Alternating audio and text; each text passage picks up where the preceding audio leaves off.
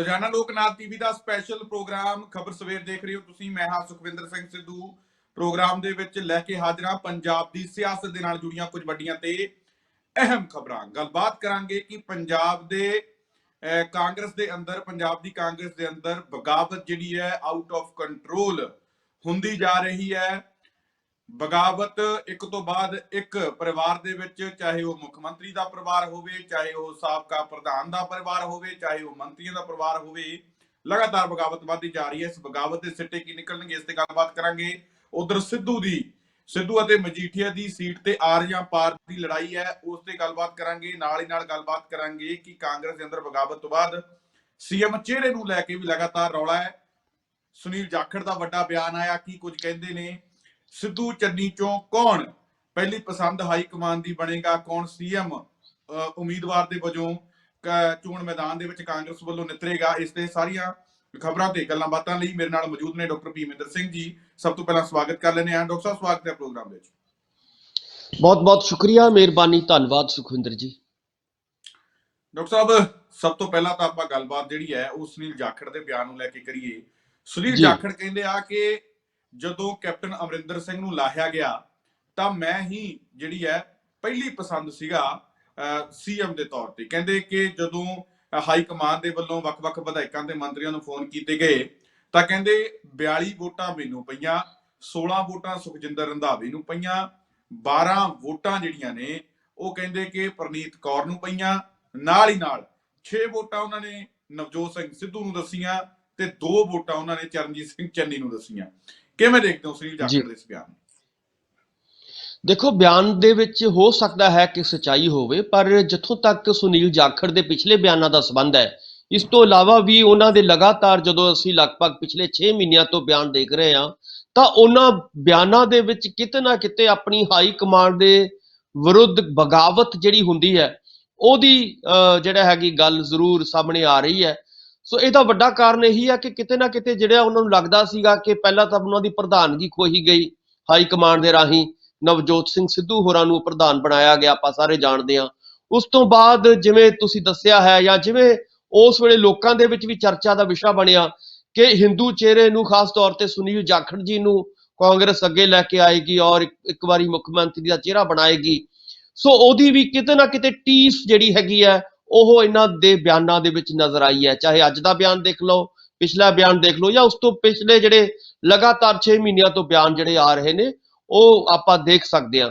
ਸੋ ਕਿਸੇ ਵੇਲੇ ਕੈਪਟਨ ਅਮਰਿੰਦਰ ਸਿੰਘ ਦੇ ਬਹੁਤ ਖਾਸ ਮੰਨੇ ਜਾਂਦੇ ਸੀਗੇ ਸੁਨੀਲ ਜਾਖੜ ਜੀ, ਔਰ ਉਸ ਤੋਂ ਬਾਅਦ ਲਗਾਤਾਰ ਉਹਨਾਂ ਦੇ ਵੀ ਆਪਾਂ ਨੂੰ ਪਤਾ ਹੈ ਕਿ ਕਿਤੇ ਨਾ ਕਿਤੇ ਉਹਨਾਂ ਰਿਸ਼ਤਿਆਂ ਦੇ ਵਿੱਚ ਦਰਾੜ ਪੈਂਦੀ ਨਜ਼ਰ ਆਈ ਹੈ। ਸੋ ਉਸ ਤੋਂ ਬਾਅਦ ਜਦੋਂ ਨਵਜੋਤ ਸਿੰਘ ਸਿੱਧੂ ਬਣੇ ਨੇ, ਉਹਨਾਂ ਤੋਂ ਬਾਅਦ ਤਾਂ ਲਗਾਤਾਰ ਤੁਸੀਂ ਦੇਖੋਗੇ ਕਿ ਹਾਈ ਕਮਾਂਡ ਦੇ ਪ੍ਰਤੀ ਉਹਨਾਂ ਦੀ ਜਿਹੜੀ ਵਫਾਦਾਰੀ ਹੋਣੀ ਚਾਹੀਦੀ ਹੈ ਜਾਂ ਪਾਰਟੀ ਦਾ ਕੋਈ ਅਨੁਸ਼ਾਸਨ ਹੋਣਾ ਚਾਹੀਦਾ ਹੈ, ਉਹ ਕਿਤੇ ਵੀ ਨਜ਼ਰ ਨਹੀਂ ਆਇਆ। ਬਕਾਇਦਾ ਤੌਰ ਤੇ ਆਪਾਂ ਸਾਰੇ ਜਾਣਦੇ ਹਾਂ ਕਿ ਚਾਹੇ ਉਹਨਾਂ ਨੇ ਵੱਖਰੇ ਵੱਖਰੇ ਟਵੀਟ ਕੀਤੇ ਹੋਣ, ਉਹਨਾਂ ਟਵੀਟਾਂ ਦੇ ਵਿੱਚੋਂ ਵੀ ਇਸ ਤਰ੍ਹਾਂ ਦੀਆਂ ਗੱਲਾਂ ਸਾਹਮਣੇ ਆ ਰਹੀਆਂ ਸੀਗੀਆਂ, ਕਿਤੇ ਨਾਰਾਜ਼ ਨਜ਼ਰ ਆ ਰਹੇ ਸੀਗੇ ਆਪਣੀ ਹਾਈ ਕਮਾਂਡ ਤੋਂ, ਔਰ ਉਹ ਨਾਰਾਜ਼ਗੀ ਉਹਨਾਂ ਦੀ ਜਾਇਜ਼ ਹੈ।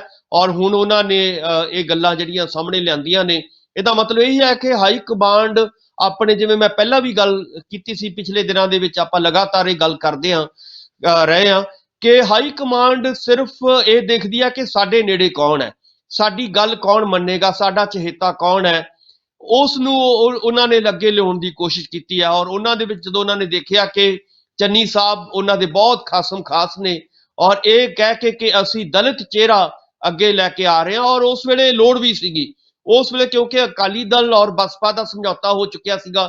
ਬਸਪਾ ਨੂੰ ਕਾਟ ਕਰਨ ਦੇ ਲਈ ਕੋਈ ਐਸਾ ਚਿਹਰਾ ਚਾਹੀਦਾ ਸੀਗਾ ਕਾਂਗਰਸ ਨੂੰ ਜਿਹੜਾ ਕਿ ਉਹਨਾਂ ਦੇ ਪੈਰਲਲ ਇੱਕ ਨਵਾਂ ਚਿਹਰਾ ਜਿਹੜਾ ਦਿੱਤਾ ਜਾ ਸਕੇ। ਸੋ ਉਸ ਕਾਟ ਨੂੰ ਕੱਟਣ ਦੇ ਲਈ ਬਸਪਾ ਔਰ ਅਕਾਲੀ ਦਲ ਦੇ ਮੁਕਾਬਲੇ ਇੱਕ ਨਵਾਂ ਚਿਹਰਾ ਖੜਾ ਕਰਨ ਦੇ ਲਈ ਚੰਨੀ ਸਾਹਿਬ ਨੂੰ ਅੱਗੇ ਲਿਆਂਦਾ ਸੀਗਾ। ਇਹ ਸਾਰੇ ਜਾਣਦੇ ਇਹਨਾਂ ਨੂੰ, ਉਸ ਨੂੰ ਕਾਂਗਰਸ ਨੂੰ ਸਟ੍ਰੈਟਜੀ ਤੌਰ ਤੇ ਵੀ ਔਰ ਨਵੀਂ ਜਿਹੜੀ ਆਉਣ ਵਾਲੀਆਂ 22 ਦੀਆਂ ਚੋਣਾਂ ਨੇ ਉਸ ਨੂੰ ਲੈ ਕੇ ਵੀ ਮੁੱਖ ਮੰਤਰੀ ਦਾ ਚਿਹਰਾ ਜਿਹੜਾ ਸੀਗਾ ਚੰਨੀ ਸਾਹਿਬ ਨੂੰ ਬਣਾਉਣਾ, ਇੱਕ ਉਹਨਾਂ ਦੀ ਮਜਬੂਰੀ ਵੀ ਸੀਗੀ, ਉਹਨਾਂ ਦੀ ਲੋੜ ਵੀ ਸੀ, ਆਪਾਂ ਕਹਿ ਸਕਦੇ ਹਾਂ ਹਾਈ ਕਮਾਂਡ ਦੀ ਔਰ ਰਾਹੁਲ ਜੀ ਦੀ। ਔਰ ਇਹੀ ਕਾਰਨ ਹੈ ਕਿ ਰਾਹੁਲ ਜੀ ਚੰਨੀ ਸਾਹਿਬ ਨੂੰ ਅੱਗੇ ਲੈ ਕੇ ਆਏ ਔਰ ਕੋਸ਼ਿਸ਼ ਕੀਤੀ ਉਹਨਾਂ ਨੇ ਇਸ ਦਾਅ ਦੇ ਰਾਹੀਂ ਕਿ ਜਿਹੜੀਆਂ ਬਾਕੀ ਪਾਰਟੀਆਂ ਨੇ ਜਿਹੜੀਆਂ ਕਿਸੇ ਵੇਲੇ ਕਹਿ ਰਹੀਆਂ ਸੀਗੀਆਂ ਕਿ ਅਸੀਂ ਦਲਿਤ ਚਿਹਰੇ ਨੂੰ ਅੱਗੇ ਲੈ ਕੇ ਆਵਾਂਗੇ, ਜਾਂ ਜਿਹੜੇ ਨੇ ਖਾਸ ਤੌਰ ਤੇ ਤੁਸੀਂ ਸੁਖਬੀਰ ਬਾਦਲ ਹੋਰਾਂ ਦੇ ਉਹਨਾਂ ਦਿਨਾਂ ਦੇ ਵਿੱਚ ਬਿਆਨ ਸੁਣੋਗੇ ਤਾਂ ਉਹ ਕਹਿ ਰਹੇ ਸੀਗੇ ਅਸੀਂ ਉਪ ਮੁੱਖ ਮੰਤਰੀ ਦਾ ਚਿਹਰਾ ਜਿਹੜਾ ਹੈਗਾ ਬਸਪਾ ਚੋਂ ਲਵਾਂਗੇ। ਪਰ ਇਹ ਇੱਕ ਬਾਜ਼ੀ ਮਾਰੀ ਸੀ ਉਸ ਵੇਲੇ, ਬਹੁਤ ਵੱਡਾ ਦਾਅ ਖੇਡਿਆ ਸੀਗਾ ਰਾਹੁਲ ਜੀ ਨੇ ਚੰਨੀ ਸਾਹਿਬ ਦੇ ਉੱਤੇ, ਔਰ ਉਹਨਾਂ ਦਾ ਫਾਇਦਾ ਵੀ ਹੋਇਆ। ਐਸੀ ਗੱਲ ਨਹੀਂ ਹੈ ਕਿ ਉਸ ਚਿਹਰੇ ਦਾ ਦਰਦ ਜ਼ਰੂਰ ਝਲਕਦਾ ਨਜ਼ਰ ਆਇਆ ਕਿ ਪ੍ਰਧਾਨਗੀ ਖੋਹੀ ਗਈ, ਫਿਰ ਉਸ ਤੋਂ ਬਾਅਦ ਸੀਐਮ ਨਹੀਂ ਬਣਾਇਆ ਗਿਆ, ਫਿਰ ਉਸ ਤੋਂ ਬਾਅਦ ਸਿੱਧੂ ਤੇ ਚੰਨੀ ਦੇ ਨਾਲ ਵੱਖ-ਵੱਖ ਸੀਟਾਂ ਨੂੰ ਲੈ ਕੇ ਵੀ ਪੇਚ ਫਸਦਾ ਰਿਹਾ। ਕਿਤੇ ਨਾ ਕਿਤੇ ਦਰਦ ਛਲਕ ਰਿਹਾ ਹੈ।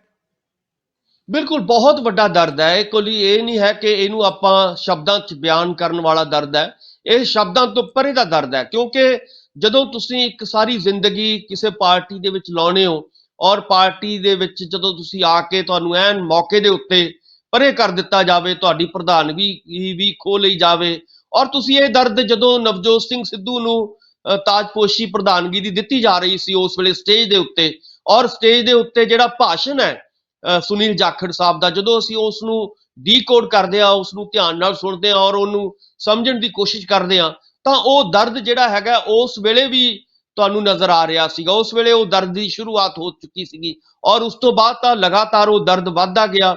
ਔਰ ਜਦੋਂ ਮੁੱਖ ਮੰਤਰੀ ਦਾ ਚਿਹਰਾ ਦੇਣਾ ਸੀਗਾ ਤਾਂ ਉਹਦੇ ਉੱਤੇ ਵੀ ਉਹਨਾਂ ਦੇ ਉੱਤੇ ਆਪਾਂ ਸਾਰੇ ਜਾਣਦੇ ਹਾਂ ਕਿ ਐਨ ਮੌਕੇ ਦੇ ਉੱਤੇ ਆ ਕੇ ਜਿਹੜਾ ਹੈ ਉਹਨਾਂ ਨੂੰ ਜਵਾਬ ਮਿਲਿਆ, ਔਰ ਇਹ ਦਰਦ ਉਹਨਾਂ ਦੇ ਲਗਾਤਾਰ ਵੱਖ-ਵੱਖ ਬਿਆਨਾਂ ਚੋਂ ਸਾਹਮਣੇ ਆਇਆ, ਔਰ ਇਹ ਬਿਆਨ ਜਿਹੜੇ ਨੇ ਹਜੇ ਵੀ ਜਾਰੀ ਨੇ, ਔਰ ਲੇਟੈਸਟ ਬਿਆਨ ਤਾਂ ਇਸ ਗੱਲ ਨੂੰ ਜਿਹੜਾ ਹੈਗਾ ਗਵਾਹ ਹੈ ਕਿ ਉਹਨਾਂ ਦੇ ਦਿਲ ਦੇ ਵਿੱਚ ਇਸ ਵੇਲੇ ਦਰਦ ਜਿਹੜਾ ਹੈਗਾ ਉਹ ਰੁਕਣ ਦਾ ਨਾਂ ਨਹੀਂ ਲੈ ਰਿਹਾ, ਔਰ ਇਹ ਦਰਦ ਆਉਣ ਵਾਲੇ ਦਿਨਾਂ ਦੇ ਵਿੱਚ ਵੀ ਤੁਸੀਂ ਦੇਖੋਗੇ ਕਿ ਉਹ ਪੇਸ਼ ਹੋਏਗਾ, ਔਰ ਵੱਡੇ ਝਟਕੇ ਉਮੀਦ ਹੈ ਕਿ ਉਹਨਾਂ ਨੂੰ ਆਉਣ ਵਾਲੇ ਦਿਨਾਂ ਦੇ ਵਿੱਚ ਪਾਰਟੀ ਦੇ ਸਕਦੀ ਹੈ। ਕਿਉਂਕਿ ਪਾਰਟੀ ਜਿਹੜੀ ਹੈਗੀ ਆ ਹੁਣ ਨਵੇਂ ਤਰ੍ਹਾਂ ਦੇ ਨਾਲ ਸੋਚਣ ਲੱਗੀ ਹੈ, ਔਰ ਹੁਣ ਕਿਉਂਕਿ ਆਪਾਂ ਸਾਰੇ ਜਾਣਦੇ ਹਾਂ ਕਿ ਇੱਕ ਵਾਰੀ ਜਦੋਂ ਵੇਲਾ ਖੁੰਝ ਜਾਏ ਉਹ ਮੁੜ ਕੇ ਹੱਥ ਨਹੀਂ ਆਉਂਦਾ। ਉਹ ਵੇਲਾ ਸੀਗਾ ਸੁਨੀਲ ਜਾਖੜ ਨੂੰ ਐਜ਼ ਏ ਮੁੱਖ ਮੰਤਰੀ ਬਣਾਉਣ ਦਾ, ਉਹ ਵੇਲਾ ਖੁੰਝ ਚੁੱਕਿਆ ਹੈ। ਹੁਣ ਅਗਲੀਆਂ ਪ੍ਰਸਥਿਤੀਆਂ ਕੀ ਬਣਦੀਆਂ ਨੇ, ਚੰਨੀ ਸਾਹਿਬ ਔਰ ਨਵਜੋਤ ਸਿੰਘ ਸਿੱਧੂ ਹੋਰਾਂ ਦੇ ਵਿੱਚ ਟਾਈ ਪਈ ਹੋਈ ਹੈ।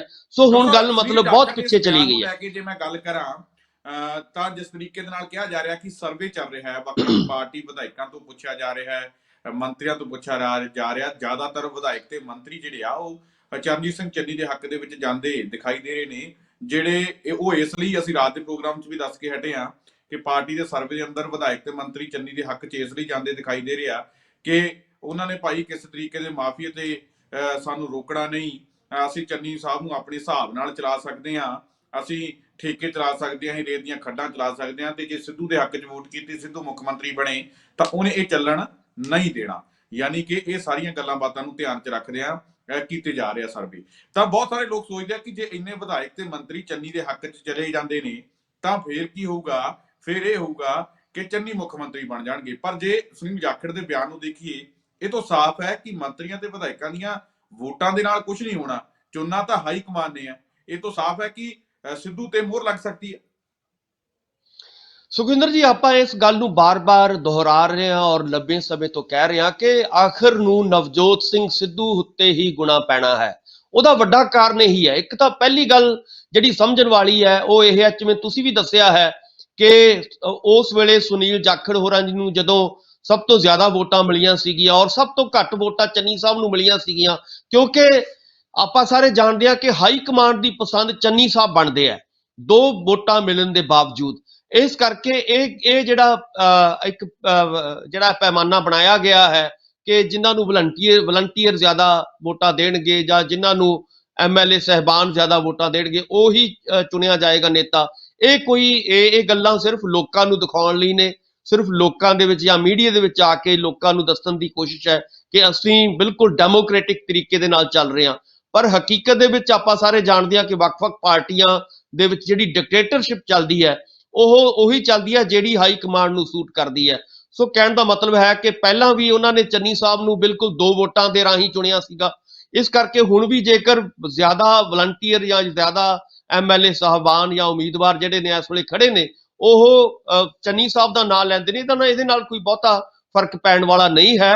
ਆਖਿਰ ਨੂੰ ਜਿਹੜਾ ਹੈਗਾ ਨਵਜੋਤ ਸਿੰਘ ਸਿੱਧੂ ਇਸ ਲਈ ਸੂਟ ਕਰਦੇ ਨੇ ਹਾਈ ਕਮਾਂਡ ਨੂੰ, ਕਿਉਂਕਿ ਪਹਿਲੀ ਗੱਲ ਤਾਂ ਹੈ ਕਿ 24 ਦੀਆਂ ਚੋਣਾਂ ਦੇ ਵਿੱਚ, ਜਿਵੇਂ ਆਪਾਂ ਕੱਲ ਵੀ ਗੱਲ ਕੀਤੀ ਸੀ, ਕਿ ਉਹਨਾਂ ਦੀ ਲੋੜ ਪਏਗੀ। ਇੱਕ ਵੱਡੇ ਚਿਹਰੇ ਦੇ ਤੌਰ ਤੇ ਉਹਨਾਂ ਨੂੰ ਪੰਜਾਬ ਚਾਹੇ ਹਾਰਦੇ ਆ ਚਾਹੇ ਜਿੱਤਦੇ ਆ, ਪਰ 24 ਦੀਆਂ ਚੋਣਾਂ ਰਾਹੁਲ ਜੀ ਜ਼ਰੂਰ ਜਿੱਤਣੀਆਂ ਚਾਹੁੰਦੇ ਨੇ, ਯਾਨੀ ਕਿ ਵੱਡੀ ਟੱਕਰ ਬੀਜੇਪੀ ਨੂੰ ਦੇਣਾ ਚਾਹੁੰਦੇ ਨੇ। ਸੋ ਉਸ ਟੱਕਰ ਦੇ ਲਈ ਨਵਜੋਤ ਸਿੰਘ ਸਿੱਧੂ ਉਹਨਾਂ ਦੇ ਲਈ ਇੱਕ ਵੱਡੇ ਚਿਹਰੇ ਦੇ ਤੌਰ ਤੇ ਪੂਰੇ ਭਾਰਤ ਦੇ ਵਿੱਚ ਜਾਣੇ ਜਾ ਸਕਦੇ ਨੇ। ਸੋ ਇਸ ਕਰਕੇ ਪਹਿਲੀ ਗੱਲ ਤਾਂ ਕਿ ਉਹਨਾਂ ਚੋਣਾਂ ਨੂੰ ਲੈ ਕੇ ਇੱਕ ਵੱਡਾ ਫੈਸਲਾ ਹੋ ਸਕਦਾ ਹੈ। ਦੂਜੀ ਗੱਲ, ਜਿਹੜੀ ਪੰਜਾਬ ਮਾਡਲ ਦੀ ਗੱਲ ਬਾਰ-ਬਾਰ ਨਵਜੋਤ ਸਿੰਘ ਸਿੱਧੂ ਕਰ ਰਹੇ ਨੇ, ਔਰ ਇਹੀ ਗੱਲ ਰਾਹੁਲ ਜੀ ਨੇ ਆਪਣੇ ਬਿਆਨਾਂ ਦੇ ਵਿੱਚ ਜਾਂ ਆਪਣੇ ਭਾਸ਼ਣ ਦੇ ਵਿੱਚ ਪਿਛਲੇ ਦਿਨਾਂ ਦੇ ਵਿੱਚ ਕੀਤੀ ਸੀਗੀ। ਇਹਦਾ ਵੱਡਾ ਕਾਰਨ ਇਹੀ ਹੈ ਕਿ ਕਾਂਗਰਸ ਵੀ ਇਸ ਵੇਲੇ ਕੋਈ ਐਸਾ ਮਾਡਲ ਚਾਹੁੰਦੀ ਹੈ ਜਿਸ ਮਾਡਲ ਨੂੰ ਲੈ ਕੇ, ਜਿਸ ਮਾਡਲ ਨੂੰ ਆਧਾਰ ਬਣਾ ਕੇ ਵੱਖ-ਵੱਖ ਸਟੇਟਾਂ ਦੇ ਵਿੱਚ ਲਾਗੂ ਕੀਤਾ ਜਾ ਸਕੇ, ਕਿਉਂਕਿ ਆਪਾਂ ਸਾਰੇ ਜਾਣਦੇ ਹਾਂ ਕਿ ਕਾਂਗਰਸ ਇੱਕ ਐਸੀ ਪਾਰਟੀ ਹੈ ਜਿਹੜੀ ਸ਼ੁਰੂ ਤੋਂ ਲੈ ਕੇ 47 ਤੋਂ ਬਾਅਦ ਜਦੋਂ ਅਸੀਂ ਪੂਰੀ ਦੀ ਪੂਰੀ ਹਿਸਟਰੀ ਦੇਖਦੇ ਹਾਂ ਕਾਂਗਰਸ ਦੀ, ਤਾਂ ਉਹ ਕੋਈ ਨਾ ਕੋਈ ਇੱਕ ਲੋਕ ਪੱਖੀ ਮਾਡਲ ਜ਼ਰੂਰ ਰੱਖਦੀ ਹੈ, ਚਾਹੇ ਉਹ ਜਵਾਹਰ ਲਾਲ ਨਹਿਰੂ ਦੀਆਂ ਨੀਤੀਆਂ ਹੋਣ। ਆਪਾਂ ਸਾਰੇ ਜਾਣਦੇ ਹਾਂ ਕਿ ਉਹਨਾਂ ਨੇ ਬਕਾਇਦਾ ਤੌਰ ਤੇ ਇੱਕ ਮਾਡਲ ਦਿੱਤਾ ਸੀਗਾ, ਸੋਸ਼ਲਿਸਟਿਕ ਮਾਡਲ ਜਿਹੜਾ ਹੈਗਾ ਮਾਡਲ, ਔਰ ਉਹ ਸੋਸ਼ਲਿਸਟਿਕ ਮਾਡਲ ਦਾ ਮਤਲਬ ਇਹ ਸੀਗਾ ਕਿ ਅਧਿਕਾਰ ਗ੍ਰਾਮ ਪੰਚਾਇਤਾਂ ਨੂੰ ਦੇਣੇ, ਯਾਨੀ ਕਿ ਆਪਣੀਆਂ ਪਿੰਡਾਂ ਦੀਆਂ ਪੰਚਾਇਤਾਂ ਨੂੰ ਜਿਹੜਾ ਹੈਗਾ ਅਧਿਕਾਰ ਦੇ ਕੇ ਪਹਿਲੀ ਵਾਰ ਉਹਨਾਂ ਨੇ ਸਸ਼ਕਤ ਕਰਨ ਦੀ ਕੋਸ਼ਿਸ਼ ਕੀਤੀ ਸੀਗੀ। ਉਸ ਤੋਂ ਬਾਅਦ ਇੰਦਰਾ ਜੀ ਨੇ 1976 ਦੇ ਵਿੱਚ ਸੰਵਿਧਾਨ ਦੇ ਵਿੱਚ ਸਮਾਜਵਾਦੀ ਸ਼ਬਦ ਜਾਂ ਧਰਮ ਨਿਰਪੱਖ ਸ਼ਬਦ ਜਿਹੜਾ ਸੀਗਾ ਉਹਨੂੰ ਐਡ ਕਰਵਾਇਆ ਸੀਗਾ, ਉਹਦੀ ਪ੍ਰੈਂਬਲ ਨੂੰ ਜਿਹੜਾ ਹੈਗਾ ਬਦਲਿਆ ਗਿਆ ਸੀਗਾ। ਸੋ ਕਹਿਣ ਦਾ ਮਤਲਬ ਹੈ ਕਿ ਜਿੰਨੇ ਵੀ, ਇਸੇ ਤਰ੍ਹਾਂ ਤੁਸੀਂ ਰਾਜੀਵ ਗਾਂਧੀ ਦੀਆਂ ਜਿਹੜੀਆਂ ਨੀਤੀਆਂ ਦੇਖਦੇ ਆ, ਉਹਦੇ ਵਿੱਚ ਵੀ ਵੱਡੇ ਬਦਲਾਅ ਇਕੋਨਮੀ ਦੇ ਵਿੱਚ ਲਿਆਉਣ ਦੀ ਕੋਸ਼ਿਸ਼ ਕੀਤੀ ਗਈ ਸੀਗੀ। ਇਸ ਤਰ੍ਹਾਂ ਤੁਸੀਂ ਜਦੋਂ ਅਸੀਂ ਆਉਣੇ ਆ ਡਾਕਟਰ ਮਨਮੋਹਨ ਸਿੰਘ ਜੀ ਦੀ ਰਜੀਮ ਦੇ ਵਿੱਚ, ਤਾਂ ਉਹਨਾਂ ਨੇ ਵੀ ਜਿਹੜਾ ਸੀ ਇਕੋਨਮੀ ਦੇ ਵਿੱਚ ਵੱਡੇ ਚੇਂਜਿਸ ਜਿਹੜੀਆਂ ਅਸੀਂ ਲੈ ਕੇ ਆਏ ਸੀ। ਸੋ ਕਹਿਣ ਦਾ ਮਤਲਬ ਹੈ ਕਿ ਕਾਂਗਰਸ ਦੀਆਂ ਜਿਹੜੀਆਂ ਪਿਛਲਾ ਇਤਿਹਾਸ ਅਸੀਂ ਦੇਖਦੇ ਹਾਂ, ਤਾਂ ਉਹਨਾਂ ਨੇ ਹਮੇਸ਼ਾ ਹੀ ਕੋਸ਼ਿਸ਼ ਕੀਤੀ ਹੈ ਕਿ ਕੋਈ ਐਸਾ ਮਾਡਲ ਲਿਆਂਦਾ ਜਾ ਸਕੇ ਜਿਹੜਾ ਕਿ ਕਿਤੇ ਨਾ ਕਿਤੇ ਲੋਕ ਭਲਾਈ ਦਾ ਮਾਡਲ ਹੋਵੇ, ਧਰਮ ਨਿਰਪੱਖਤਾ ਦਾ ਮਾਡਲ ਹੋਵੇ, ਔਰ ਜਿਹਦੇ ਵਿੱਚ ਜਿਹੜਾ ਹੈਗਾ ਸੋਸ਼ਲਿਜ਼ਮ ਦੀ ਜਿਹੜੀ ਗੱਲ ਕੀਤੀ ਗਈ ਹੋਵੇ, ਯਾਨੀ ਕਿ ਆਮ ਲੋਕਾਂ ਨੂੰ ਕੋਈ ਸਹੂਲਤਾਂ ਦੇਣ ਦੀ ਕੋਸ਼ਿਸ਼ ਕੀਤੀ ਗਈ ਹੋਵੇ। ਬੇਸ਼ੱਕ ਉਹਨਾਂ ਦੀਆਂ ਇਹ ਜਿਹੜੀਆਂ ਗੱਲਾਂ ਨੇ ਜਾਂ ਇਦਾਂ ਦੇ ਮਾਡਲ ਨੇ ਉਹ ਕਿਤੇ ਨਾ ਕਿਤੇ ਕਾਮਯਾਬ ਨਹੀਂ ਹੋਏ ਔਰ ਉਹ ਫੇਲ ਹੁੰਦੇ ਨਜ਼ਰ ਆਏ ਨੇ, ਪਰ ਇਹਦੇ ਬਾਵਜੂਦ ਕਾਂਗਰਸ ਹਮੇਸ਼ਾ ਹੀ ਕੋਸ਼ਿਸ਼ ਕਰਦੀ ਰਹੀ ਹੈ ਕਿ ਅਸੀਂ ਕੋਈ ਐਸਾ ਮਾਡਲ ਭਾਰਤ ਨੂੰ ਦਈਏ, ਇਹਨਾਂ ਦੀਆਂ ਵੱਖ-ਵੱਖ ਸਟੇਟਾਂ ਨੂੰ ਦਈਏ, ਤਾਂ ਕਿ ਲੋਕ ਸਾਡੇ ਮਗਰ ਲੱਗਣ। ਔਰ ਇਸੇ ਤਰ੍ਹਾਂ ਤੁਹਾਨੂੰ ਯਾਦ ਹੋਏਗਾ ਕਿ ਕਿਸੇ ਵੇਲੇ ਇੰਦਰਾ ਗਾਂਧੀ ਜੀ ਨੇ ਮਹਿੰਗਾਈ ਹਟਾਓ ਦਾ ਨਾਰਾ ਲਾਇਆ ਸੀਗਾ, ਔਰ ਬਹੁਤ ਵੱਡੀ ਪੱਧਰ ਤੇ ਉਹਨਾਂ ਨੇ, ਆਪਾਂ ਨੂੰ ਪਤਾ ਹੈ ਕਿ ਉਸ ਵੇਲੇ ਜਿੱਤ ਪ੍ਰਾਪਤ ਕੀਤੀ ਸੀ ਇਸ ਨਾਰੇ ਦੇ ਰਾਹੀਂ। ਸੋ ਕਹਿਣ ਦਾ ਮਤਲਬ ਹੈ ਕਿ ਜੇ ਹੁਣ ਨਵਜੋਤ ਸਿੰਘ ਸਿੱਧੂ ਦੇ ਰਾਹੀਂ ਇਹ ਮਾਡਲ ਲਾਗੂ ਹੁੰਦਾ ਹੈ, ਨਵਾਂ ਪੰਜਾਬ ਦਾ ਮਾਡਲ, ਤਾਂ ਇਹ ਮਾਡਲ ਬਾਕੀ ਸਟੇਟਾਂ ਦੇ ਉੱਤੇ ਵੀ ਲਾਗੂ ਕਰਨ ਦੀ ਕੋਸ਼ਿਸ਼ ਕਰੇਗੀ ਹਾਈ ਕਮਾਂਡ। ਸੋ ਇਸ ਮਾਡਲ ਨੂੰ ਲੈ ਕੇ ਬਹੁਤ ਹੀ ਜ਼ਰੂਰੀ ਹੈ ਕਿ ਨਵਜੋਤ ਸਿੰਘ ਸਿੱਧੂ ਨੂੰ ਅੱਗੇ ਲਿਆਂਦਾ ਜਾਏ, ਔਰ ਬਕਾਇਦਾ ਤੌਰ ਤੇ ਪਿਛਲੇ ਦਿਨਾਂ ਦੇ ਵਿੱਚ ਹੋਰ ਵੀ ਹੈ ਨਾ, ਇੱਕ ਵਿਰੋਧੀਆਂ ਕੋਲੇ ਚਰਨਜੀਤ ਸਿੰਘ ਚੰਨੀ ਹੋਰਾਂ ਦੇ ਖਿਲਾਫ ਰੇਤ ਮਾਈਨਿੰਗ ਨੂੰ ਲੈ ਕੇ ਉਹਨਾਂ ਦੇ ਘਰ ਦੇ ਵਿੱਚ, ਉਹਨਾਂ ਦੇ ਰਿਸ਼ਤੇਦਾਰ ਦੇ ਘਰ ਦੇ ਵਿੱਚੋਂ ਮਿਲੇ 10 ਕਰੋੜ ਰੁਪਏ ਦੇ ਕਰਕੇ ਨਿਸ਼ਾਨੇ ਤੇ ਲੈਣ ਨੂੰ ਵੀ ਹੈ, ਤੇ ਚੰਨੀ ਕੋਲੇ ਇੱਕ ਰੋਡ ਮੈਪ ਵੀ ਕੋਈ ਦਿਖਾਈ ਨਹੀਂ ਦਿੱਤਾ। ਸਿੱਧੂ ਕੋਲੇ ਸਿੱਧੂ ਦੇ ਖਿਲਾਫ ਵਿਰੋਧੀਆਂ ਕੋਲੇ ਬੋਲਣ ਨੂੰ ਵੀ ਕੁਝ ਨਹੀਂ, ਤੇ ਉਹਨਾਂ ਕੋਲੇ ਰੋਡ ਮੈਪ ਵੀ ਹੈ। ਇਹ ਵੀ ਇੱਕ ਪਲੱਸ ਪੁਆਇੰਟ ਜਿਹੜਾ ਹੈਗਾ। ਬਿਲਕੁਲ, ਇਹ ਤਾਂ ਪਲੱਸ ਪੁਆਇੰਟ ਹੈਗਾ ਹੀ ਹੈ। ਦੂਸਰੀ ਗੱਲ ਹੈ ਕਿ ਜਿਹੜਾ 111 ਦਿਨ ਦਾ ਜਿਹੜਾ ਰਿਪੋਰਟ ਕਾਰਡ ਹੈ, ਜਿਹਨੂੰ ਉਹ ਬਾਰ-ਬਾਰ ਹਾਈਲਾਈਟ ਕਰਨ ਦੀ ਕੋਸ਼ਿਸ਼ ਕਰਦੇ ਨੇ ਚੰਨੀ ਸਾਹਿਬ, ਉਹ 111 ਦਿਨ ਦਾ ਜਦੋਂ ਅਸੀਂ ਜਿਹੜਾ ਰਿਪੋਰਟ ਕਾਰਡ ਵੇਖਦੇ ਹਾਂ, ਤਾਂ ਉਹਦੇ ਵਿੱਚ ਚਾਹੇ ਉਹ ਬੇਰੁਜ਼ਗਾਰ ਅਧਿਆਪਕ ਹੋਣ, ਚਾਹੇ ਮੁਲਾਜ਼ਮ ਹੋਣ, ਚਾਹੇ ਕਿਸਾਨ ਹੋਣ, ਚਾਹੇ ਆਮ ਲੋਕ ਹੋਣ, ਚਾਹੇ ਬਿਜਲੀ ਦੀ ਗੱਲ ਹੋਵੇ, ਉਹ ਬੇਸ਼ੱਕ ਕੋਸ਼ਿਸ਼ ਇਹ ਕਰਦੇ ਨੇ ਕਿ ਅਸੀਂ ਬਹੁਤ ਕੁਝ ਕੀਤਾ, ਬਹੁਤ ਸਾਰੇ ਐਲਾਨ ਕੀਤੇ ਨੇ, ਪਰ ਉਹ ਐਲਾਨ ਤੁਹਾਨੂੰ ਪੂਰੇ ਹੋਏ ਨਜ਼ਰ ਨਹੀਂ ਆ ਰਹੇ ਪ੍ਰੈਕਟੀਕਲੀ, ਯਾਨੀ ਕਿ ਜ਼ਮੀਨੀ ਪੱਧਰ ਦੇ ਉੱਤੇ ਉਹ ਐਲਾਨ ਜਿਹੜੇ ਨੇ ਉਹ ਕਿਸੇ ਵੀ ਤਰ੍ਹਾਂ ਨਾਲ ਲੋਕਾਂ ਨੂੰ ਸੰਤੁਸ਼ਟ ਨਹੀਂ ਕਰ ਪਾਏ, ਔਰ ਲੋਕਾਂ ਦੇ ਵਿੱਚ ਅਸੰਤੁਸ਼ਟਤਾ ਜਿਹੜੀ ਹੈਗੀ ਹੈ ਉਹ ਲਗਾਤਾਰ ਵਧੀ ਹੈ ਚੰਨੀ ਸਾਹਿਬ ਦੇ ਪ੍ਰਤੀ। ਸੋ ਕਹਿਣ ਦਾ ਮਤਲਬ ਹੈ ਕਿ ਇੱਕ ਪਾਸੇ ਉਹ 111 ਦਿਨ ਦਾ ਮਾਡਲ ਹੈ ਜਿਹੜਾ ਕਿ ਫਲॉप ਮਾਡਲ ਹੈ ਔਰ ਸਿਰਫ ਤੇ ਸਿਰਫ ਐਲਾਨਾਂ ਦਾ ਮਾਡਲ ਹੈ, ਔਰ ਦੂਜੇ ਪਾਸੇ ਆਪਾਂ ਕਹਿ ਸਕਦੇ ਹਾਂ ਕਿ ਪੰਜਾਬ ਦਾ ਮਾਡਲ ਜਿਹੜਾ ਪੰਜਾਬ ਦੇ ਵੱਡੇ ਸੰਕਟਾਂ ਚੋਂ ਕੱਢਣ ਦਾ ਮਾਡਲ ਨਵਜੋਤ ਸਿੰਘ ਸਿੱਧੂ ਦਾ, ਜਦੋਂ ਅਸੀਂ ਇਹਨਾਂ ਦਾ ਮੁਕਾਬਲਾ ਕਰਦੇ ਹਾਂ, ਔਰ ਇਸ ਤੋਂ ਬਾਅਦ ਜਦੋਂ ਅਸੀਂ ਚੰਨੀ ਸਾਹਿਬ ਦੇ ਜਿਹੜੇ ਪਿਛਲੇ ਦਿਨਾਂ ਦੇ ਵਿੱਚ ਖਾਸ ਤੌਰ ਤੇ ਈਡੀ ਵਾਲੀਆਂ ਜਿਹੜੀਆਂ ਘਟਨਾਵਾਂ ਉਹਨਾਂ ਦੇ ਰਿਸ਼ਤੇਦਾਰਾਂ ਦੇ ਰਾਹੀਂ ਬਣੀਆਂ ਨੇ, ਔਰ ਇੱਕ ਨਵਾਂ ਚਿਹਰਾ ਚੰਨੀ ਸਾਹਿਬ ਦਾ ਸਾਹਮਣੇ ਆਇਆ ਹੈ, ਔਰ ਜਿਹਦੇ ਬਾਰੇ ਲਗਾਤਾਰ ਵਿਰੋਧੀ ਧਿਰਾਂ, ਚਾਹੇ ਉਹ ਆਮ ਆਦਮੀ ਪਾਰਟੀ ਹੋਵੇ, ਚਾਹੇ ਅਕਾਲੀ ਦਲ ਹੋਵੇ, ਲਗਾਤਾਰ ਵੱਡੇ ਸਵਾਲ ਉੱਠਦੇ ਨਜ਼ਰ ਆਏ ਸੀ ਉਹਨਾਂ ਦੇ ਖਿਲਾਫ ਕਿ ਚੰਨੀ ਸਾਹਿਬ ਦੇ ਏਰੀਏ ਦੇ ਵਿੱਚ ਚਮਕੌਰ ਸਾਹਿਬ ਦੇ ਆਲੇ ਦੁਆਲੇ ਵਾਲਾ ਇਲਾਕਾ ਜਿਹੜਾ ਹੈਗਾ ਉੱਥੇ ਜਿਹੜੀ ਨਜਾਇਜ਼ ਮਾਈਨਿੰਗ ਹੋ ਰਹੀ ਹੈ ਔਰ ਇਸ ਨਜਾਇਜ਼ ਮਾਈਨਿੰਗ ਦੇ ਵਿੱਚ ਚੰਨੀ ਸਾਹਿਬ ਦਾ ਬੜਾ ਵੱਡਾ ਹੱਥ ਹੈ। ਇਹ ਲਗਾਤਾਰ ਵਿਰੋਧੀ ਧਿਰਾਂ ਉਹਨਾਂ ਦੇ ਉੱਤੇ ਦੋਸ਼ ਪ੍ਰਤੀ ਦੋਸ਼ ਤੈਅ ਕਰ ਰਹੀਆਂ ਸੀਗੀਆਂ ਔਰ ਇਸ ਨੂੰ ਵੀ ਹੁਣ ਪੁਖਤਾ ਜਿਹੜੀ ਹੈਗੀ ਕਰਨ ਦੀ ਕੋਸ਼ਿਸ਼ ਕੀਤੀ ਗਈ ਹੈ ਔਰ ਇਸੇ ਕਰਕੇ ਆਪਾਂ ਕਹਿ ਸਕਦੇ ਹਾਂ ਕਿ ਚੰਨੀ ਸਾਹਿਬ ਦਾ ਜਿਹੜਾ ਚਿਹਰਾ ਹੈ ਉਹ ਕੋਈ ਉਸ ਕਿਸਮ ਦਾ ਪਪੂਲਰ ਚਿਹਰਾ ਨਹੀਂ ਰਿਹਾ ਜਿਹੜਾ ਅੱਜ ਤੋਂ 3 ਮਹੀਨੇ ਪਹਿਲਾਂ ਦਾ ਬਣਿਆ ਸੀਗਾ। ਇੱਕ ਨਵੀਂ ਕਿਸਮ ਦੀ ਗੱਲ ਉਹਨਾਂ ਨੇ ਕਰਨ ਦੀ ਕੋਸ਼ਿਸ਼ ਕੀਤੀ ਸੀਗੀ ਮੀਡੀਆ ਦੇ ਰਾਹੀਂ ਜਾਂ ਆਪਣੇ ਜਿੰਨੇ ਵੱਖ-ਵੱਖ ਉਹਨਾਂ ਨੇ ਐਡਸ ਦਿੱਤੀਆਂ ਔਰ ਪੋਸਟਰ ਲਵਾਏ ਉਹਨਾਂ ਦੇ ਰਾਹੀਂ ਜ਼ਰੂਰ ਇੱਕ ਚਿਹਰੇ ਨੂੰ ਅੱਗੇ ਲਿਆਉਣ ਦੀ ਕੋਸ਼ਿਸ਼ ਕੀਤੀ ਗਈ ਸੀਗੀ ਚੰਨੀ ਸਾਹਿਬ ਦੇ ਰਾਹੀਂ ਜਾਂ ਕਾਂਗਰਸ ਦੇ ਰਾਹੀਂ, ਪਰ ਉਹ ਚਿਹਰਾ ਜਿਹੜਾ ਹੈਗਾ ਫਲॉप ਹੁੰਦਾ ਤੁਹਾਨੂੰ ਇਸ ਵੇਲੇ ਨਜ਼ਰ ਆ ਰਿਹਾ ਹੈ। ਸੋ ਇਹੀ ਕਾਰਨ ਹੈ ਕਿ ਹਾਈ ਕਮਾਂਡ ਹੁਣ ਕੋਈ ਨਵਾਂ ਚਿਹਰਾ ਜਿਹੜਾ ਹੈਗਾ ਦੇਣ ਦੀ ਕੋਸ਼ਿਸ਼ ਕਰੇਗੀ ਔਰ ਨਵਾਂ ਚਿਹਰੇ ਦੇ ਵਿੱਚ ਸਭ ਤੋਂ ਉੱਪਰ ਜੇ ਕੋਈ ਨਾਮ ਹੋ ਸਕਦਾ ਹੈ ਤਾਂ ਉਹ ਨਵਜੋਤ ਸਿੰਘ ਸਿੱਧੂ ਦਾ ਨਾਮ ਹੀ ਹੋ ਸਕਦਾ ਹੈ। ਉਹਨਾਂ ਦੇ ਉਹਦੇ ਵੱਡੇ ਕਾਰਨ ਜਿਹੜੇ ਆਪਾਂ ਪਿੱਛੇ ਗਿਣਾਏ ਨੇ ਉਹ ਕਾਰਨ ਨੇ। ਉਹਨਾਂ ਕੋਲੇ ਮਾਡਲ ਹੈ, ਉਹਨਾਂ ਦੀ ਸਾਫ਼ ਸੁਥਰੀ ਛਵੀ ਹੈ, ਉਹਨਾਂ ਦੀ ਦਿੱਖ ਇੱਕ ਇੰਟਰਨੈਸ਼ਨਲ ਪਲੇਅਰ ਦੇ ਤੌਰ ਤੇ ਆਪਾਂ ਸਾਰੇ ਜਾਣਦੇ ਹਾਂ ਕਿ ਉਹ ਜਾਣੀ ਜਾਂਦੀ ਹੈ। ਇਸ ਤੋਂ ਇਲਾਵਾ ਚਾਹੇ ਉਹ ਸ਼੍ਰੀ ਕਰਤਾਰਪੁਰ ਸਾਹਿਬ ਦਾ ਲਾਂਘਾ ਜਿਹੜਾ ਹੈਗਾ ਖੁਲਵਾਉਣ ਦੀ ਗੱਲ ਹੋਵੇ ਜਾਂ ਹੋਰ ਪੰਜਾਬ ਨੂੰ ਲੈ ਕੇ ਵੱਡੇ ਮਸਲੇ ਹੱਲ ਕਰਾਉਣ ਦੀ ਗੱਲ ਹੋਵੇ, ਮਾਫੀਏ ਦੇ ਉੱਤੇ ਕੰਟਰੋਲ ਕਰਨ ਦੀ ਗੱਲ ਹੋਵੇ, ਉਹਨਾਂ ਨੇ ਵੱਖ-ਵੱਖ ਸਮੇਂ ਦੇ ਉੱਤੇ ਵੱਖ-ਵੱਖ ਪ੍ਰੋਗਰਾਮ ਜਿਹੜੇ ਨੇ ਉਹ ਆਪਣੀ ਸਰਕਾਰ ਨੂੰ ਜ਼ਰੂਰ ਦਿੱਤੇ ਨੇ। ਹਾਲਾਂਕਿ ਉਹਨਾਂ ਦੀ ਕਦਰ ਉਸ ਵੇਲੇ ਨਹੀਂ ਪਾਈ ਗਈ, ਪਰ ਆਪਾਂ ਕਹਿ ਸਕਦੇ ਹਾਂ ਕੁੱਲ ਮਿਲਾ ਕੇ ਕਿ ਨਵਜੋਤ ਸਿੰਘ ਸਿੱਧੂ ਇੱਕ ਐਸੀ ਛਵੀ ਦੇ ਤੌਰ ਤੇ ਸਾਹਮਣੇ ਆਏ ਨੇ ਕਾਂਗਰਸ ਦੇ ਵਿੱਚ ਜਿਹੜੇ ਕਿ ਕਾਂਗਰਸ ਦੀ ਹਾਈ ਕਮਾਂਡ ਨੂੰ ਵੀ ਸੂਟ ਕਰਦੇ ਨੇ। ਪੰਜਾਬ ਦੇ ਲੋਕਾਂ ਦੇ ਵਿੱਚ ਉਹਨਾਂ ਨੂੰ ਜੋ ਲੱਗਦਾ ਹੈ ਕਿ ਪੰਜਾਬ ਦੇ ਲੋਕਾਂ ਨੂੰ ਸੰਕਟ ਚੋਂ ਕੱਢਣ ਦਾ ਮਾਡਲ ਉਹਨਾਂ ਨੂੰ ਜੋ ਦੇ ਰਹੇ ਨੇ ਤਾਂ ਉਹਦੇ ਲਈ ਵੀ ਉਹ ਸੂਟ ਕਰਦੇ ਨੇ। ਸੋ ਕੁੱਲ ਮਿਲਾ ਕੇ ਅਸੀਂ ਜੇ ਨਤੀਜਾ ਕੱਢਣਾ ਹੋਵੇ ਤਾਂ ਆਉਣ ਵਾਲੇ ਦਿਨਾਂ ਦੇ ਵਿੱਚ ਯਾਨੀ ਕਿ ਬਹੁਤ ਛੇਤੀ ਨਵਜੋਤ ਸਿੰਘ ਸਿੱਧੂ ਦਾ ਨਾਮ ਜਿਹੜਾ ਹੈਗਾ ਇੱਕ ਮੁੱਖ ਮੰਤਰੀ ਦੇ ਤੌਰ ਤੇ ਸਾਹਮਣੇ ਆ ਸਕਦਾ ਹੈ। ਸੁਖਵਿੰਦਰ ਜੀ, ਤਾਂ ਡਾਕਟਰ ਸਾਹਿਬ ਅਗਲੀ ਖਬਰ ਦੀ ਗੱਲਬਾਤ ਕਰੀਏ। ਜਿੱਥੇ ਪਹਿਲਾਂ ਪ੍ਰਧਾਨਗੀ ਨੂੰ ਲੈ ਕੇ ਰੌਲਾ ਸੀ, ਜਿੱਥੇ ਟਿਕਟਾਂ ਦੀ ਵੰਡ ਨੂੰ ਲੈ ਕੇ ਰੌਲਾ ਸੀ, ਉਹ ਲਗਾਤਾਰ ਟਿਕਟਾਂ ਦੀ ਵੰਡ ਨੂੰ ਲੈ ਕੇ ਜਿਹੜਾ ਰੌਲਾ ਚੱਲਦਾ ਜਾ ਰਿਹਾ ਹੈ, ਲਗਾਤਾਰ ਬਗਾਵਤ ਵੱਧਦੀ ਜਾ ਰਹੀ ਹੈ, ਆਊਟ ਆਫ ਕੰਟਰੋਲ ਹੁੰਦੀ ਜਾ ਰਹੀ ਹੈ। ਵੱਖ-ਵੱਖ ਸੀਟਾਂ ਤੇ 4-4 5-5 ਲੋਕਾਂ ਦੀ ਜਿਹੜੀ ਹੈ ਬਗਾਵਤ ਹੈ। ਮੁੱਖ ਮੰਤਰੀ ਚੰਨੀ ਦੇ ਭਰਾ ਆਜ਼ਾਦ ਖੜ ਗਏ, ਧਰਮਿੰਦਰ ਸਿੰਘ ਕੇਪੀ ਨੇ ਕੱਲ ਜਿਹੜੀ ਹੈ ਉਹ ਕਰ ਦਿੱਤੀ ਹੈ ਬਗਾਵਤ, ਰਾਣਾ ਇੰਦਰ ਜਿਹੜੇ ਖੜ ਗਏ ਨੇ। ਤਾਂ ਬਹੁਤ ਸਾਰੇ ਇਸ ਤਰੀਕੇ ਦੇ ਨਾਲ ਜਿਹੜੀ ਬਗਾਵਤ ਚੱਲਦੀ ਜਾ ਰਹੀ ਹੈ, ਲੱਗਦਾ ਨਹੀਂ ਕਿਤੇ ਨਾ ਕਿਤੇ ਨੁਕਸਾਨ ਕਾਂਗਰਸ ਨੂੰ ਵੱਡਾ ਹੋਊਗਾ। ਬਿਲਕੁਲ, ਤੁਸੀਂ ਦੇਖੋਗੇ ਜਦੋਂ ਅਸੀਂ ਕਾਂਗਰਸ ਦਾ ਇਤਿਹਾਸ ਦੇਖਦੇ ਹਾਂ ਔਰ ਇਹ ਗੱਲ ਨਵਜੋਤ ਸਿੰਘ ਸਿੱਧੂ ਬਾਰ-ਬਾਰ ਕਹਿ ਰਹੇ ਨੇ ਉਹ ਇਹ ਕਿ ਸਾਨੂੰ ਕੋਈ ਹੋਰ ਪਾਰਟੀ ਨਹੀਂ ਹਰਾ ਸਕਦੀ, ਸਾਨੂੰ ਸਿਰਫ ਆਪਣੀ ਪਾਰਟੀ ਹੀ ਹਰਾਏਗੀ। ਯਾਨੀ ਕਿ ਉਹਨਾਂ ਦੀ ਜਿਹੜੀ ਪਾਰਟੀ ਵਿਚਲੀ ਬਗਾਵਤ ਹੈ, ਤੁਸੀਂ 22 ਜਿਹੜੀਆਂ ਪਿਛਲੀਆਂ 12 ਦੀਆਂ ਚੋਣਾਂ ਜਦੋਂ ਅਸੀਂ ਦੇਖਦੇ ਹਾਂ ਤਾਂ 12 ਦੇ ਵਿੱਚ ਕਾਂਗਰਸ ਇਸ ਲਈ ਹਾਰ ਗਈ ਸੀਗੀ ਕਿਉਂਕਿ ਕਾਂਗਰਸ ਦੇ ਵਿੱਚ ਇਕਜੁੱਟਤਾ ਨਹੀਂ ਸੀਗੀ। ਕਾਂਗਰਸ ਦੇ ਵਿੱਚ ਬਗਾਵਤੀ ਸੁਰਾਂ ਜਿਹੜੀਆਂ ਸੀਗੀਆਂ ਉਹ ਲਗਾਤਾਰ ਤੁਹਾਨੂੰ ਦੇਖਣ ਨੂੰ ਮਿਲੀਆਂ ਸੀਗੀਆਂ ਉਸ ਵੇਲੇ ਵੀ। ਸੋ ਉਹੀ ਗੱਲ ਦੁਹਰਾਉਣ ਦੀ ਕੋਸ਼ਿਸ਼ ਕੀਤੀ ਜਾ ਰਹੀ ਹੈ ਇਸ ਵੇਲੇ ਵੀ। ਜਿਵੇਂ ਤੁਸੀਂ ਦੱਸਿਆ ਹੈ, ਚਾਹੇ ਹੁਣ ਜਗਮੋਹਨ ਕੰਗ ਜੀ ਹੁਣ ਰੋਪੜ ਤੋਂ, ਉਹਨਾਂ ਨੇ ਆਮ ਆਦਮੀ ਪਾਰਟੀ ਜੁਆਇਨ ਕਰ ਲਈ ਹੈ ਔਰ ਇਸੇ ਤਰ੍ਹਾਂ ਤੁਸੀਂ ਦੇਖੋਗੇ ਕਿ ਭਦੌੜ ਤੋਂ ਜਿਹੜੇ ਨੇ ਉਹ ਕਾਂਗਰਸ ਦੇ ਵਿੱਚ ਬਗਾਵਤ ਹੋਈ ਹੈ, ਉੱਥੋਂ ਵੀ ਇੱਕ ਨਵਾਂ ਚਿਹਰਾ ਜਿਹੜਾ ਹੈਗਾ ਆਜ਼ਾਦ ਤੌਰ ਤੇ ਭੱਟੀ ਸਾਹਿਬ ਦੀ ਮਿਸਿਸ ਜਿਹੜੇ ਨੇ ਉਹ ਖੜੇ ਨੇ ਆਜ਼ਾਦ। ਇਸੇ ਤਰ੍ਹਾਂ ਤੁਸੀਂ ਦੇਖੋਗੇ ਕਿ ਬਹੁਤ ਸਾਰੀਆਂ ਸੀਟਾਂ ਦੇ ਉੱਤੇ ਆਜ਼ਾਦ ਉਮੀਦਵਾਰ ਹੀ ਲੜ ਰਹੇ ਨੇ। ਜਦੋਂ ਇਹ ਆਜ਼ਾਦ ਉਮੀਦਵਾਰ ਤੁਸੀਂ ਲੜਾਓਗੇ ਤਾਂ ਲਾਜ਼ਮੀ ਤੌਰ ਤੇ ਪਾਰਟੀ ਨੂੰ ਨੁਕਸਾਨ ਹੋਏਗਾ ਹੀ ਹੋਏਗਾ। ਲਗਭਗ 15 ਸੀਟਾਂ ਐਸੀਆਂ ਨੇ ਇਸ ਵੇਲੇ ਜਿਨ੍ਹਾਂ ਦੇ ਉੱਤੇ ਆਜ਼ਾਦ ਉਮੀਦਵਾਰ ਕਾਂਗਰਸ ਦੇ ਖੜੇ ਨੇ ਔਰ ਜੇਕਰ ਇਹ 15 ਸੀਟਾਂ ਦੇ ਵਿੱਚ ਇੱਧਰ ਉੱਧਰ ਹੁੰਦਾ ਹੈ ਤਾਂ 15 ਸੀਟਾਂ ਅੱਜ ਦੇ ਸਮੇਂ 'ਚ ਬਹੁਤ ਹੁੰਦੀਆਂ ਨੇ। ਸੋ 15 ਸੀਟਾਂ ਤੁਸੀਂ ਹਾਰਦੇ ਹੋ, ਸਿੱਧੀਆਂ ਜਿੱਤੇ ਜਿਤਾਏ ਤਾਂ ਲਾਜ਼ਮੀ ਤੌਰ ਤੇ ਇਹਦਾ ਅਸਰ ਆਉਣ ਵਾਲੀਆਂ 22 ਦੀਆਂ ਚੋਣਾਂ ਦੇ ਵਿੱਚ ਲਾਜ਼ਮੀ ਪਏਗਾ ਔਰ ਸਰਕਾਰ ਬਣਨ ਦੇ ਵਿੱਚ ਕਾਫੀ ਦਿੱਕਤਾਂ ਆ ਸਕਦੀਆਂ ਨੇ ਕਾਂਗਰਸ ਨੂੰ।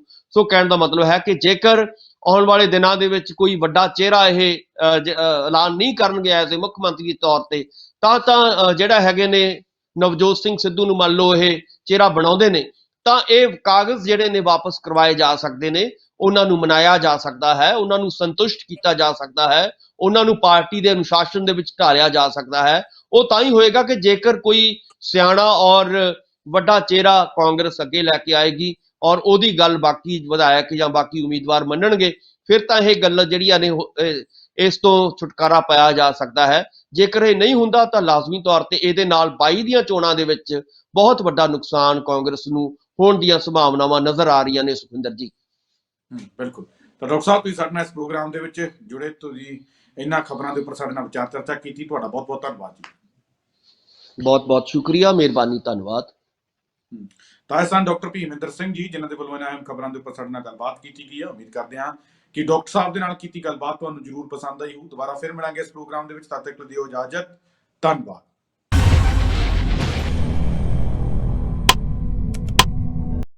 ਬਿਲਕੁਲ ਸਰ, ਜੋਤਿਸ਼ਿਕ ਵਿਦਿਆ ਇੱਕ ਐਸਟ੍ਰੋਲੋਜਰ ਰੋਹਿਤ ਜੋਸ਼ੀ ਜੀ ਦਾ ਸਾਰੀ ਦੁਨੀਆ ਨੂੰ ਖੁੱਲਾ ਚੈਲੰਜ। ਕੀ ਤੁਸੀਂ ਜ਼ਿੰਦਗੀ ਦੇ ਕਿਸੇ ਵੀ ਸਮੱਸਿਆ ਤੋਂ ਪਰੇਸ਼ਾਨ ਹੋ? ਕੀ ਤੁਹਾਡੇ ਵਿਆਹ 'ਚ ਹੋ ਰਹੀ ਹੈ ਦੇਰੀ? ਕੀ ਤੁਸੀਂ ਸੰਤਾਨ ਸੁੱਖ ਤੋਂ ਵਾਂਝੇ ਹੋ? ਕੀ ਤੁਹਾਨੂੰ ਮਨਚਾਹਾ ਪਿਆਰ ਨਹੀਂ ਮਿਲ ਰਿਹਾ? ਕੀ ਤੁਸੀਂ ਲਗਾਉਣਾ ਚਾਹੁੰਦੇ ਲਾਟਰੀ ਦਾ ਸਹੀ ਨੰਬਰ? ਕੀ ਤੁਹਾਨੂੰ ਨੌਕਰੀ ਨਹੀਂ ਮਿਲ ਰਹੀ? ਕੀ ਤੁਹਾਡਾ ਵੀਜ਼ਾ ਨਹੀਂ ਲੱਗ ਰਿਹਾ? ਕੀ ਤੁਸੀਂ ਵਿਦੇਸ਼ 'ਚ ਪੱਕਾ ਹੋਣਾ ਚਾਹੁੰਦੇ ਹੋ? ਧਨ ਦੀ ਕਮੀ, ਬਿਮਾਰੀ ਤੋਂ ਪਰੇਸ਼ਾਨੀ, ਘਰ ਬੈਠੇ ਬਿਠਾਏ ਹੀ ਕੀਤਾ ਜਾਵੇਗਾ ਤੁਹਾਡੀਆਂ ਸਮੱਸਿਆਵਾਂ ਦਾ ਸਮਾਧਾਨ। ਫੀਸ ਕਮ ਹੋਣ ਤੋਂ ਬਾਅਦ ਇਹਨਾਂ ਸਾਰੀਆਂ ਸਮੱਸਿਆਵਾਂ ਦੇ ਪੱਕੇ ਹੱਲ ਲਈ ਇੱਕ ਵਾਰ ਜ਼ਰੂਰ ਐਸਟ੍ਰੋਲੋਜਰ ਰੋਹਿਤ ਜੋਸ਼ੀ ਜੋ ਕਰਦੇ ਨੇ ਫ੍ਰੀ ਸੇਵਾ, ਫ੍ਰੀ ਸਮਾਧਾਨ। 99 968 26 004।